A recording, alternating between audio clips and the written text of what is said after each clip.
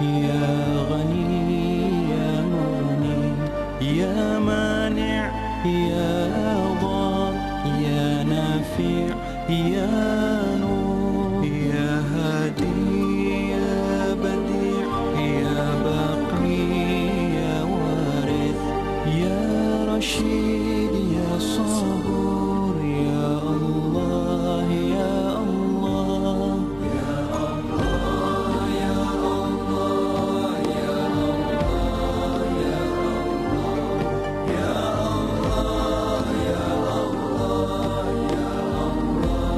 ya Allah. Segala puji bagimu ya Allah, yang pertama tanpa ada yang mengawali, yang terakhir tanpa ada yang mengakhiri, yang tak terlihat oleh pandangan orang yang memandang, yang tak tergambarkan oleh bayangan orang yang membayangkan. Engkau ciptakan makhluk dengan kekuasaan-Mu. Engkau ciptakan segala sesuatu dengan kehendak-Mu. Segala puji ya Allah yang memberi kami kemampuan untuk mensyukuri nikmat-Mu, yang membuka bagi kami pintu-pintu ilmu keilahian-Mu. Segala puji ya Allah dengan segenap pujian yang dikumandangkan para malaikat dan para makhluk yang dimuliakan. Segala puji bagimu atas nikmat yang Kau berikan kepada kami, hamba-hamba-Mu yang telah mendahului maupun yang akan datang kemudian. Pujian kami haturkan kepadamu sebagai penghubung untuk mentaati dan meminta ampunan, sebagai penyebab memperoleh ridho, pengantar jalan menuju surga. Segala puji bagimu ya Allah. Kau ciptakan kami sebagai hamba-Mu dan sebagai umat Nabi Muhammad, kekasih-Mu.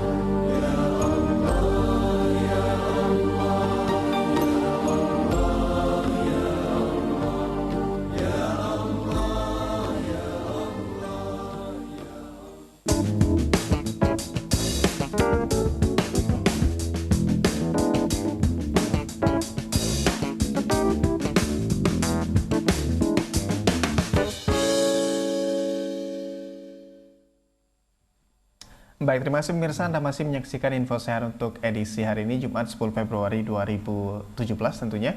Untuk Anda yang beragama Muslim, saya mengucapkan selamat menunaikan ibadah sholat maghrib tentunya. Dan untuk Anda yang ingin bergabung bersama kami, untuk tema kita hari ini adalah bau mulut, Anda bisa langsung telepon ke 0711-311-454. Sudah ada Dr. Gigi Erwan Naufal sebagai narasumber yang akan memberikan edukasi pada masyarakat di Sumatera Selatan tentunya. Baik, Dok, kita kembali lagi untuk katakanlah kita tadi mengambil kasus seperti itu, ada anak kecil mungkin dari kecil memang giginya memang sudah ada masalah dan juga didukung tidak diperhatikan oleh orang tua juga mungkin. Nah, itu seperti apa? Sudah pernah menemui kasus seperti ini atau belum sebenarnya? Cukup sering Mas Dimas, cukup sering sekali. Jadi tadi mungkin kita ulang sedikit tadi Mas Dimas ya. Jadi seorang anak giginya sering sakit pada saat masih kecil, pada saat usia pertumbuhan. Nah, karena gigi yang sakit tadi tentu otomatis si anak akan menghindari ngunyah di sisi gigi yang mengalami sakit tadi. Nah, tentu dengan pola kunyah seperti ini akan mengganggu pertumbuhan rahang.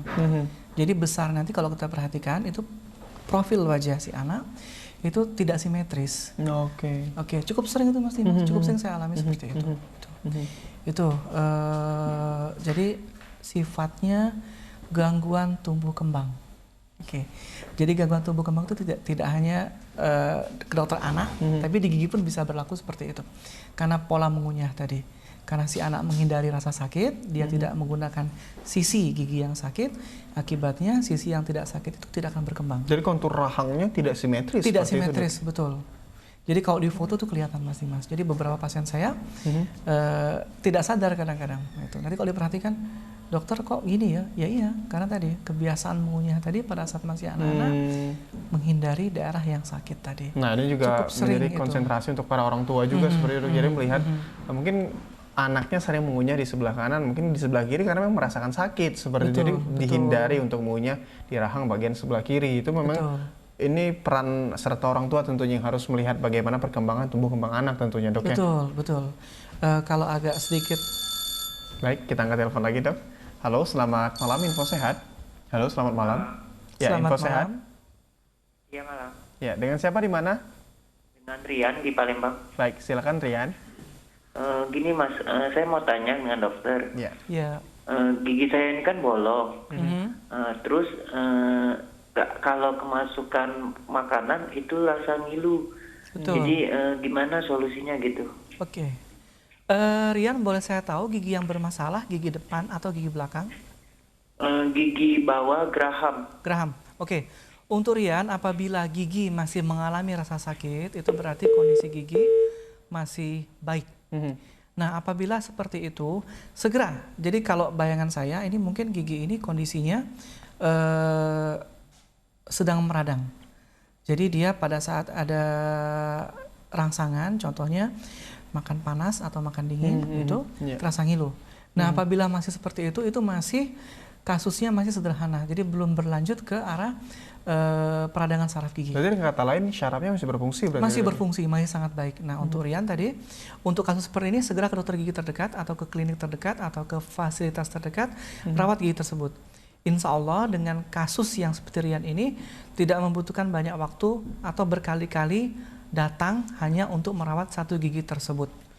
Nah, jangan dibiarkan atau dibiasakan dengan mengkonsumsi obat. Ini Mas Dimas ya, karena kadang-kadang si pasien merasa dengan minum obat sakit berkurang. Ya, sakit berkurang, tapi permasalahan gigi yang berlubang dengan saraf yang sudah terbuka tadi itu belum diselesaikan. Jadi bisa dikatakan kalau mengkonsumsi obat itu efek palsu. Sembuh, tapi sembuhnya itu bukan sembuh permanen. Sembuhnya hanya paling ya hitungan jam. Obat bukan solusi sebenarnya. Iya, bukan solusi. Solusi diapakan? Ke fasilitas pengobatan gigi yang terdekat. Jadi memang langsung ke akar masalahnya diobati seperti itu. Dan mungkin kalau gigi yang rusak atau bolong, entah itu akan ditampal kah atau seperti apa, nah itu akan menyelesaikan masalah secara permanen mungkin seperti itu, Dok ya. Jadi tadi prinsip pengobatan itu jangan menyobati akibat atau itu gejala, tapi carilah, sembuhkanlah, obatilah penyebabnya. Jadi untuk Rian tadi kasusnya kenapa sakit? Karena gigi berlubang. Dan tadi dengan yang diceritakan tadi, insya Allah giginya masih sangat baik sekali, masih bagus itu. Tapi tadi ada kata dibiarkan, Rian merasa, oh minum obat ternyata sembuh gitu. Dibiarkan akan berlanjut, yang tadinya hanya pada saat makan minum, linu, nanti akan sakit spontan. Jadi mungkin pada saat tidur malam gigi akan sakit seperti itu. Baik, untuk Rian mungkin lebih baik diperiksakan atau datang ke fasilitas pengobatan terdekat seperti itu. Baik, kita break dulu sejenak pemirsa, kami akan kembali sesaat lagi, tetap bersama kami di Info Sehat.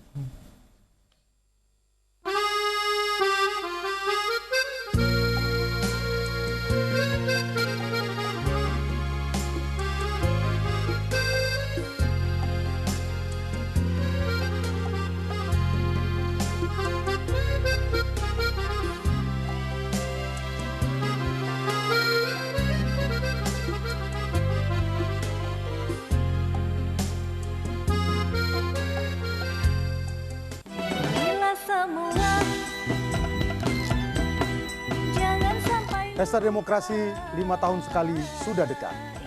Ingat, Pilkada Muba 15 Februari 2017. Langsung, umum, bebas, dan rahasia. Gunakan hak pilih Anda sesuai hati nurani. Masa depan Muba di tangan Anda.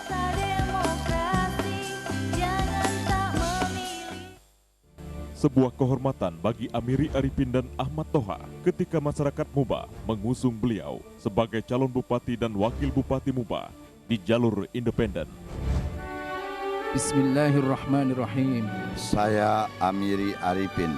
Dan saya Ahmad Toha. Insya Allah kami siap mengemban amanah.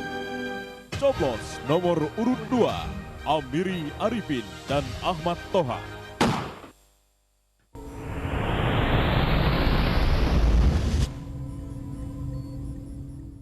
Baik, terima kasih pemirsa, Anda masih menyaksikan Info Sehat untuk edisi hari ini. Untuk Anda yang baru saja bergabung bersama kami, tema kita untuk malam hari ini adalah bau mulut. Untuk Anda yang ingin bergabung bersama kami, boleh langsung ke line telepon interaktif kami di 0711 311 454. Dok, kita kembali lagi ke tema kita bau mulut. Nah, sebenarnya untuk bau mulut ini sebenarnya mempengaruhi kepercayaan diri seseorang. Pasti, seperti itu. pasti. Ada bahkan beberapa produk yang menawarkan, bahkan menjanjikan bahwa bau mulut itu akan hilang, katakanlah mouthwash. Betul, sebenarnya betul. itu seperti Obat apa? kumur. Memang direkomendasikan kalau dari sisi kedokteran atau seperti apa sih sebenarnya? Penggunaan mouthwash tadi Mas Dimas, atau obat kumur tadi ya, dalam kondisi normal. Baik, kita tahan dulu, kita angkat telepon. Halo, selamat malam, Info Sehat. Selamat malam. Selamat Ya, malam, dengan siapa Ibu. di mana Ibu? Dengan Lucy di Palembang. Baik, silakan Ibu Lucy. Baik, selamat malam Dokter Erwan. Selamat malam Ibu Lucy. Ya dokter, kita tadi saya mendengar penjelasannya banyak faktor ya untuk gigi ini. Betul. Untuk kesehatan gigi. Yang saya tanyakan dokter, untuk yang berbagai masalah penyebab gigi itu, bagaimana solusinya itu dokter? Apakah ada obat yang tidak saja sebenarnya obat kumur, tetapi obat yang bisa membersihkan, menyegarkan yang tuntas, obat telan ya dari dokter sendiri yang bisa menyembuhkan secara tuntas itu. Obat kumur kan itu sifatnya cuma sementara. Betul. Apakah ada obat yang dari dokter yang bisa untuk ditelan, yang bisa menyembuhkan secara tuntas? Terima Baik, kasih. itu saja Ibu Lucy. Baik. Terima kasih Bu Lucy. Ya, silakan. Jadi ini kebetulan mungkin pertanyaannya masih berhubungan dengan Mas Dimas tadi ya, apakah obat kumur solusi? Jadi pemirsa TV sekalian perlu dipahami, tadi saya bilang di awal tadi kasus anak tadi Mas Dimas ya. Yeah. Berobat itu prinsipnya jangan mengobati keluhan atau gejala, tapi cari penyebab Mas Dimas. Nah, itu berkenaan dengan Ibu Lucy tadi, apakah ada obat khusus untuk mengurangi bau mulut? Tidak ada Ibu Lucy. Jadi cari penyebabnya. Kalaupun ada obat, tadi yang Mas Dimas bilang tadi, obat kumur tadi, itu sifat obat kumur tidak permanen menghilangkan penyebab bau mulut tadi.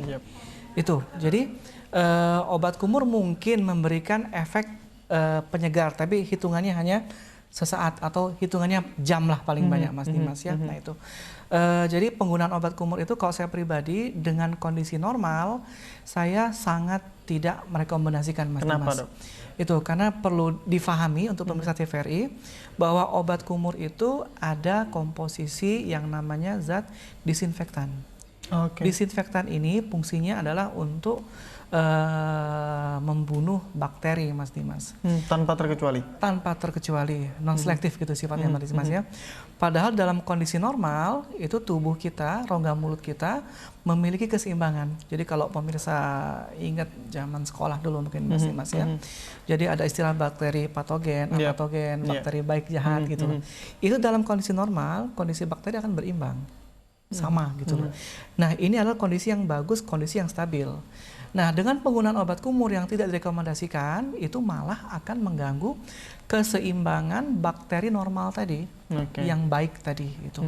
Nah, akibatnya apa? Akan ada ketidakseimbangan bakteri yang malah nanti pada akhirnya akan menimbulkan gangguan mulut yang lain. Contohnya mungkin gigi mudah berlubang itu. Jadi malah merusak. Nah, tadi untuk Ibu Lucy tadi, kembali ke pertanyaan Ibu Lucy tadi, apakah ada obat untuk menghilangkan bau mulut? Tidak ada Ibu Lucy. Jadi kalau memang ada keluhan bau mulut, Ibu segera ke dokter gigi atau saya bilang tadi ke fasilitas kesehatan gigi terdekat diperiksa. Jadi kalau apabila memang ada gigi yang berlubang dirawat Ibu, ada gigi yang karang giginya banyak dibersihkan. Itulah obatnya sebenarnya. Betul, yang paling baik seperti itu. Oke, jadi obatnya adalah perawatan sebenarnya intinya. Seperti itu. Mungkin ada pemirsa di rumah juga yang masih takut ke dokter gigi karena mungkin dari kecil memang sudah ditakut-takuti, wah kalau ada dokter gigi datang giginya pasti akan dicabut dan sebagainya. Betul. Boleh mungkin silakan diluruskan oleh dokter bahwa katanya kalau untuk dokter gigi mencabut gigi itu adalah opsi terakhir seperti itu. Betul. Misi dari dokter gigi itu adalah menyelamatkan gigi. Mempertahankan ya, benar. sepanjang mungkin. Baik, kita angkat telepon lagi. Halo, selamat malam, Info Sehat. Selamat malam, Info Sehat. Ya, dengan siapa di mana Ibu? Ibu Mila di Palembang. Baik, silakan Ibu. Ini yang saya tanyakan dokter. Ya, Ibu Mira. Masalah gigi yang tersisa itu bagaimana itu dampaknya, dokter? Akar gigi Ibu Mira ya? Iya, sisa gigi yang tertinggal gitu. Betul, betul. Oke. Itu saja, Ibu. Ya, Baik. dokter, terima kasih. Terima kasih Ibu Mira. Jadi ini pertanyaan Mas Dimas, bagaimana akar gigi yang tertinggal? Ibu Mira, akar gigi yang tertinggal itu sama juga dengan Ibu menyimpan bom. Oke, Jadi seperti Ibu apa, Dok? memelihara kuman, Ibu memelihara penyakit yang Ibu tinggalkan di rongga mulut. Jadi jangka pendek yang dilakukan apa? Saya bilang tadi, gangguan bau mulut. Pasti ya. Jadi kadang-kadang aromanya harum sekali. Kenapa harum? Ya karena ada gigi tertinggal tadi Ibu Mira. Itu. Untuk jangka panjang Ibu Mira, gigi yang tertinggal itu akan menyebabkan adanya infeksi di ujung akar Ibu Mira. Nah, infeksi di ujung akar ini nanti akan ikut aliran darah, dia akan menyebar. Jadi kalau Ibu rajin membaca koran, mungkin Ibu paham istilah dengan gastritis, gangguan lambung, artritis, gangguan sendi, Ibu, atau nefritis, gangguan ginjal. Ini adalah penyakit karena bakteri, Ibu. Nah, bakteri penyebabnya ini sumber masuknya bukan dari rongga hidung atau rongga telinga, tapi masuknya dari akar gigi Ibu yang tinggalkan atau yang Ibu biarkan tadi itu. Jadi Ibu Mira, segeralah ke dokter gigi terdekat, buanglah akar gigi itu Ibu. Jadi banyak keuntungan yang Ibu dapatkan dengan membuang bagian yang sudah tidak berfungsi atau busuk tadi itu Ibu Mira.